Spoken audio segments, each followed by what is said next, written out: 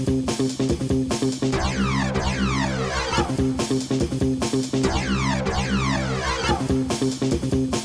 everybody, it's Johnny Two-Face here, back with another reaction video. This time reacting to Battle of Solferino 1859, Napoleon III and the Fate of Italy documentary by History March. Now this was a video recommended to me by Light X Heaven. So hopefully he'll see this and know that I've gave him a shout out, and or whoever is behind the account. Yeah, it's been recommended to me after I reacted to what's it? The 1848, the year of revolutions, I believe. Let me just check. Oops, too far. Yeah, it was recommended to me after I reacted to the 1848 year of revolutions video. So anyway, the usual disclaimer when I react to anything historical: if I don't show so much what is considered a proper reaction, is probably obvious that I don't know much about the subject at hand, and if I do know anything, I'm most likely to pause the video to give my input or ask any curious questions, which hopefully will be answered in the comments below. So with that being said, the link to the original video will be in the description down below. Please go and subscribe to History March and check out their channel and give them any sort of support you can. And yeah, without rambling on too long, let's get this up on screen and see what happens. This video was made in collaboration with PMF Productions. Visit their channel and give them the credit that they deserve. Yeah, check them out as well. It is before dawn on the 24th of June, 1859. A Franco-Sardinian army of 130,000 men breaks camp and begins marching east.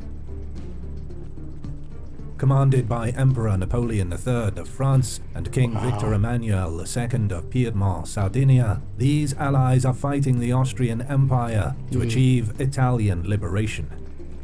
Okay. They believe their enemy is more than 20 kilometers away, regrouping behind the Mincio River, but they are wrong. The previous day, Austrian Emperor Franz Joseph ordered his 140,000 soldiers to cross the river and begin a counter-offensive. The two armies are on a collision course, with the fate of Italy at stake. The largest and bloodiest European battle in nearly half a century is about to begin.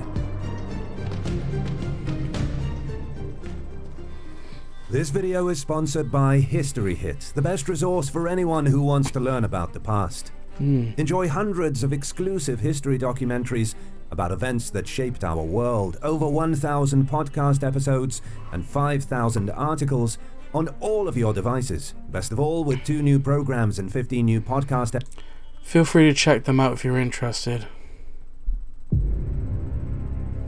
For countless generations, Italy has been divided by internal strife and dominated by foreign powers. Oh yeah. At the turn of the 19th century, however, the armies of Napoleon Bonaparte swept away the Austrian occupiers and unified the people of Italy for the first time since the fall of Rome. Although the collapse of the French Empire in 1814 resulted in the restoration of the old order, the desire for liberation was never fully extinguished. In the decades that followed, Italian nationalists struggled to free their lands from Austrian rule. As revolutions erupted across Europe in March of 1848, a new opportunity arose. When a popular uprising broke out in neighboring Lombardy, Piedmont, Sardinia, the most powerful of the Italian states, moved to support its brothers. Early successes and a swell of Italian national pride gave hope to the insurgents. But within 3 months, the uprisings were crushed by an Austrian army under the formidable Marshal Radetzky. In the wake of this defeat, King Charles Albert of Sardinia was forced to abdicate in favor of his ambitious son, Victor Emmanuel II.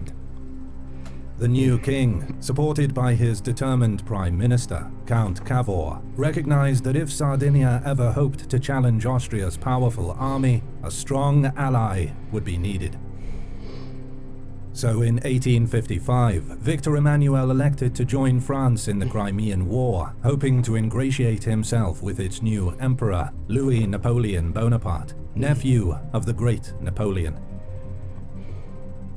By coincidence, Napoleon III had also fought on behalf of Italian liberation as a young exile when he and his older brother were living in Rome.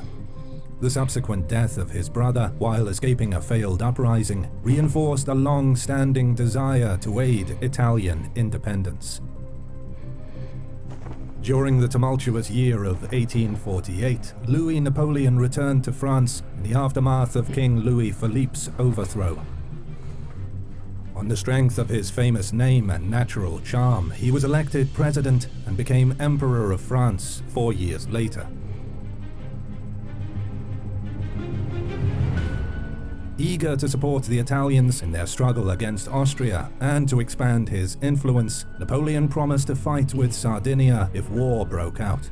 But to ensure public support, it was important for the two allies not to appear as aggressors, so they sought to provoke Austria into making the first hostile move. In late April 1859, they succeeded. Emperor Franz Joseph overreacted to an unprompted Sardinian mobilization by issuing a draconian ultimatum to demobilize and authorizing his army to move into Piedmont. To his utter dismay, France promptly declared its support for Sardinia. War has begun. At the outbreak of hostilities, the French armies were scattered and stationed far from Piedmont. This left a window of opportunity in which Austria could have overwhelmed the greatly outnumbered Sardinian army if they acted quickly. On the 29th of April, Franz Joseph ordered Field Marshal July to do just that, but the Marshal was cautious and indecisive. He advanced sluggishly over the next 10 days, squandering this brief window of opportunity. By the time July committed to a full-scale offensive towards Sardinia's capital, the French army had already arrived. Unwilling to confront this combined force, July retreated across the Po, where he began setting up a defensive line. The Allies, now concentrated and holding a numerical superiority, formulated a daring plan to outflank July's position. On the 28th of May, Napoleon took 90,000 men and advanced rapidly north. To quickly bypass the Austrian defenses, he leveraged railways to transport tens of thousands of soldiers, something never before seen in warfare. Plagued by confusion and indecision, July hesitated in the face of this Allied advance. On June 2nd, he finally ordered a retreat behind the Ticino River to counter the approaching enemy. But his hope of slowing the Allies was shattered when an Austrian commander mistakenly abandoned a vital fortress that guarded a key river crossing. Seizing the opportunity, French forces raced across the deserted bridge and attacked the Austrians, entrenched in the town of Magenta. After many hours of hard fighting, French soldiers drove the defenders from their forward positions and then charged into the town itself. The Austrians resisted bravely, but eventually gave way, losing over 10,000 men, twice that of the French. As an unnerved July began yet another retreat, the Allied armies entered Milan in triumph, to the cheering of enthusiastic crowds. However, intoxicated by success, the Allies failed to pursue the Austrians, who pulled back unharassed. Wow. When the Franco-Sardinian army was finally ready to resume, no one at headquarters was sure of the enemy's whereabouts. Although they lacked definitive information, the Allies believed that July was likely regrouping in the Quadrilateral, an area containing 4 powerful fortresses that would provide him with a strong defensive advantage. In spite of the risk, Napoleon ordered his men towards the region, hoping to deal a decisive blow.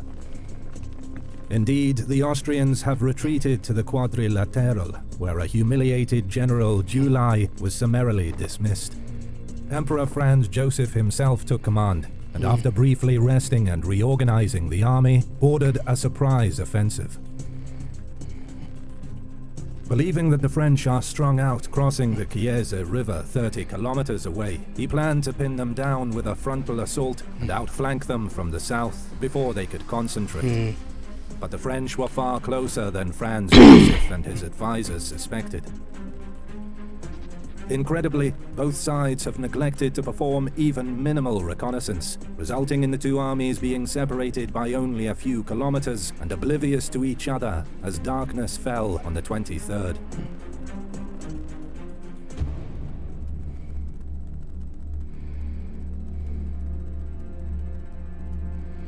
Well before dawn on June 24th, the French army rose and prepared to continue their march towards the Mincio River. Napoleon has ordered the 1st and 2nd Corps to follow the steep ridgeline towards Solferino and Cavriana, respectively. 3rd and 4th Corps were to advance across the open plains towards Guidizzolo. The Sardinians planned to march through broken hilly terrain towards Pozzolengo.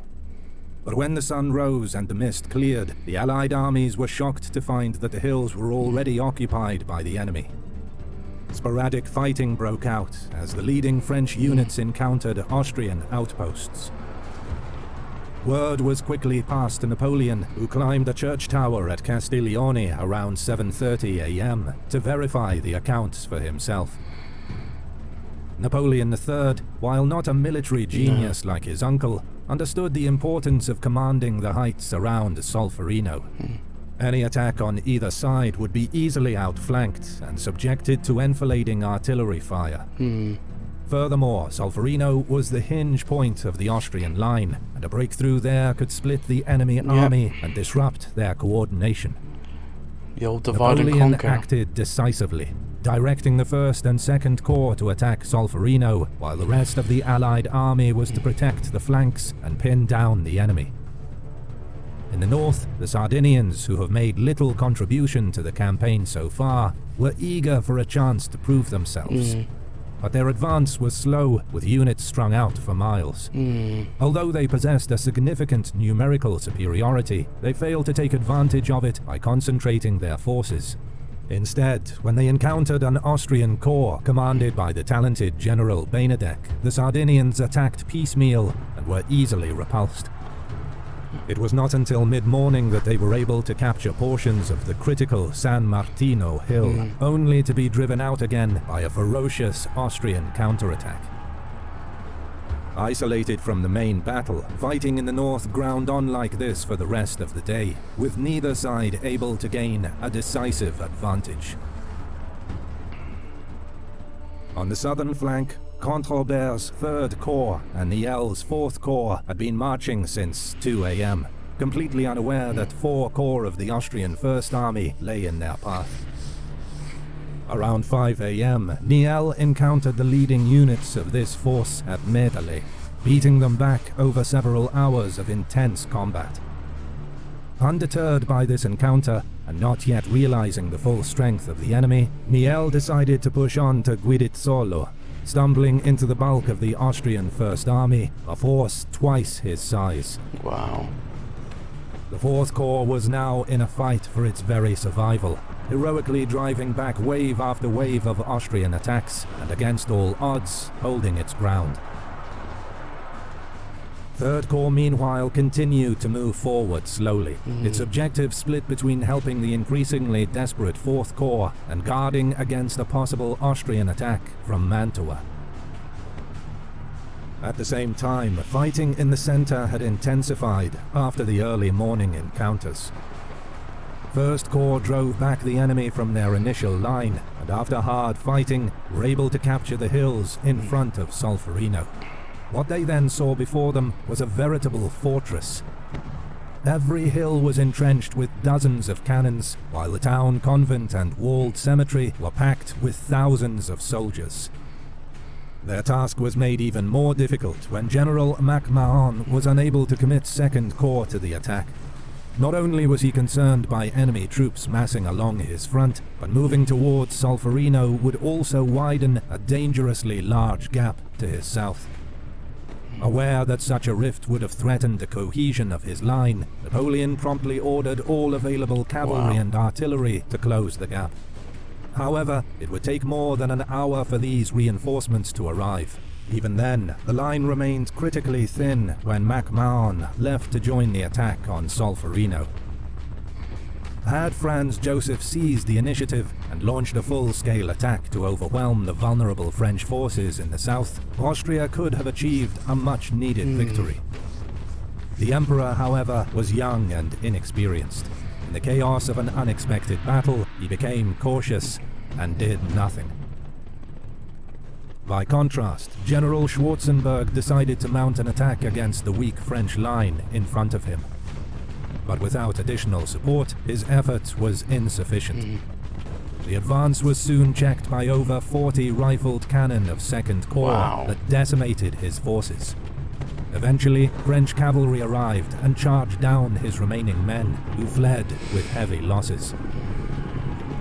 With the Austrian attack repulsed and Third Corps finally arriving to support Niel, MacMahon was able to turn his full attention back to Solferino, where fighting continued to rage. Baraguet's First Corps had pushed forward numerous times, only to be forced back by a hail of fire from the entrenched defenders. Napoleon himself joined First Corps, bravely encouraging his men near the front line, even as several of his staff officers were seriously wounded around him.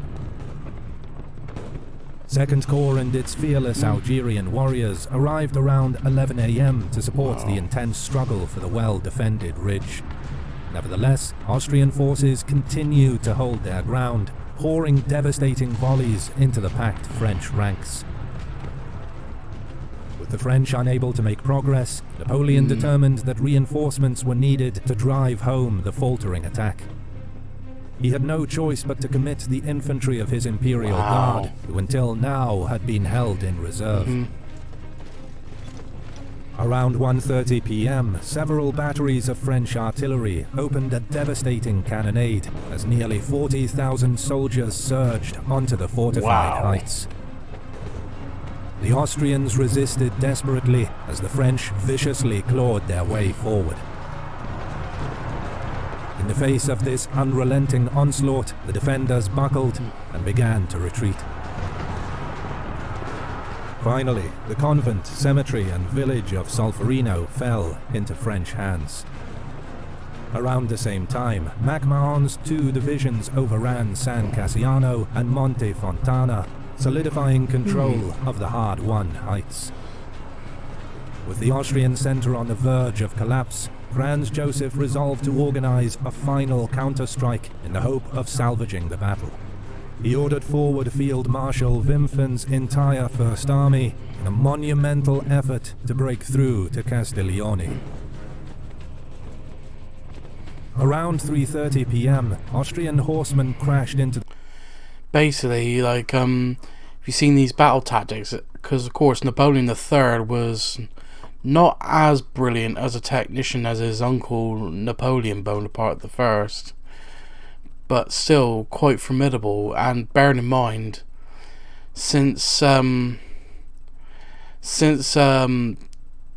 Sixth Coalition beat Napoleon I, they learned much of his tactics, like, you know, using corps instead of concentrating all the time as one giant army, only concentrating for battle.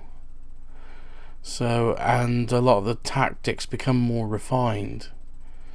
So both sides, it's going to be, I suppose the best way to say it is like one huge slugging match to see who would buckle first. But you can tell that how well even the other European nations adopted Napoleon I's tactics. to the French Guard cavalry and initially made considerable progress, until General Soleil, commanding the Guard artillery, positioned 42 guns in a grand battery, whose overwhelming fire drove off the attackers. To the south, Niel was also under severe pressure from this attack. But despite their fatigue from many hours of continuous combat, 4th Corps was able to withstand the latest assault. Even after the successful French defense in the south, the Austrian First Army remained a formidable force, its soldiers still eager to fight. But Marshal Wimpfen was unduly discouraged by the failure of the initial assault and ordered his army to retreat. Austrian General Benedek's successful stand in the north was not enough to counteract the collapse of the center and the retreat of Wimpfen. Franz Joseph was finally convinced that defeat was inevitable. At 5 p.m., the distraught emperor ordered a full retreat. Wow. As the beaten Austrians were pulling back, a violent storm rolled over the battlefield, unleashing a torrent of rain. I love this effect, you know, like getting a bird's eye view while the rain and thunder and lightning going down. I love this effect. Soldiers on both sides were drenched and exhausted after 12 hours of combat in the blistering heat. Fighting slowly died off across the blood-stained landscape, with the Allied armies unable to launch an effective pursuit against their fleeing enemy. Napoleon III had achieved a great victory, but was deeply shaken by the heavy cost. The French have lost nearly 1,700 killed and 9,000 wounded. Wow. The Sardinians over 5,500 as a result of their repeated unsuccessful attacks. However, the Austrians have incurred far greater losses, with 22,000 men killed, wounded, or captured. While the Austrian army remained a significant force on paper, and Prussia was mobilizing to assist them, the morale of the soldiers and high command was broken. Franz Joseph had had enough. Within days of the battle, he agreed to a ceasefire, followed quickly by Napoleon's surprisingly lenient peace terms. Lombardy was awarded to France, who then ceded it to Piedmont, Sardinia. France, in turn, was granted Nice and Savoy. Austria temporarily retained control of the Venetian provinces, but its domination of the region was over. Within a year of the Battle of Solferino, most of Italy was annexed to Victor Emmanuel's kingdom. On March 17, 1861, the Kingdom of Italy was officially proclaimed. So this is... of course, this is when Italy becomes a unified country. Napoleon III had achieved his greatest military success and accomplished his long-standing desire to see an independent Italy. Ironically, his weakening of Austria as a result of this victory would ultimately allow Prussia to rise as the greatest power in Europe, leading to his own downfall in 1870 during the disastrous Franco-Prussian War.